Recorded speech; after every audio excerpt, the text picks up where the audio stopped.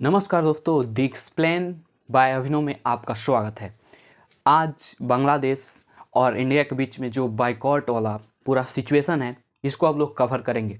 सबसे पहले बात करते हैं बांग्लादेश और इंडिया के बीच में ये बाइकॉट आया कहाँ से।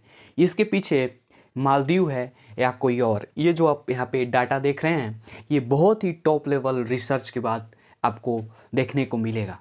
अभी कुछ दिन पहले मालदीव ने इंडिया बाइकॉट चलाया और वहाँ पे जो मौजू की सरकार है उसको वहाँ पे बहुत ज़्यादा फ़ायदा हुआ, जिसके चलते अब बांग्लादेश में एक ऐसी पार्टी है, बांग्लादेश नेशनलिस्ट पार्टी यानी कि बीएनपी।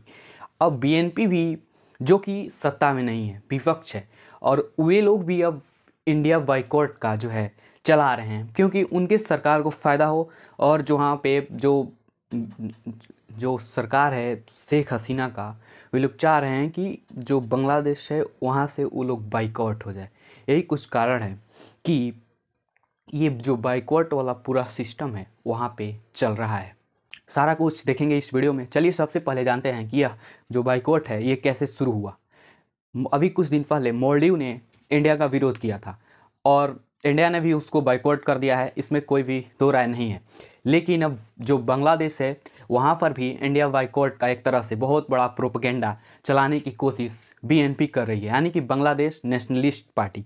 और जो वहाँ पे मौजूदा सरकार है शेख हसीना की, उन्होंने इसके ऊपर बहुत बड़ा बयान दिया है कि क्या इंडिया से इंपोर्ट होने वाले सारे सामान को हम बाइकॉट करके अपनी जो अर्थव्यवस्था है उसको सही रख पाएंगे। क्या हम लोग गरम मसाले, कपड़े और जहाँ जितने भी फूड यहाँ से जाते हैं बांग्लादेश में, उसको वे लोग कैसे रोकेंगे।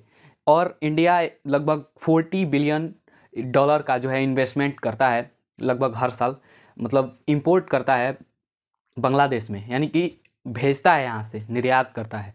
और बांग्लादेश भी लगभग 2 बिलियन डॉलर का इंडिया में जो है इन्वेस्टमेंट करता है, अपने सामान को इंडिया में एक्सपोर्ट करता है।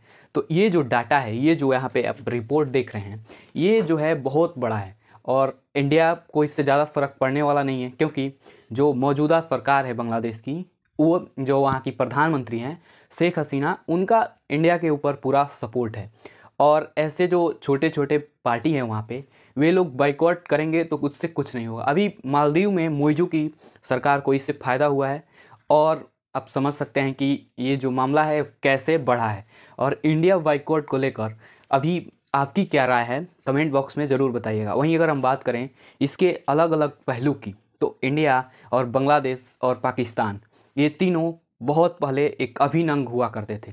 और इंडिया अभी बांग्लादेश में इंपोर्ट भी करता है, एक्सपोर्ट भी करता है। तो ये एक बहुत बड़ा क्राइसियल सिचुएशन हो सकता है किसी भी देश के लिए। अगर वे लोग बाइकॉट करेंगे तो इंडिया को तो ज़्यादा नुकसान नहीं होगा, उन्हीं लोगों को ज़्यादा नुकसान होगा, बांग्लादेश को।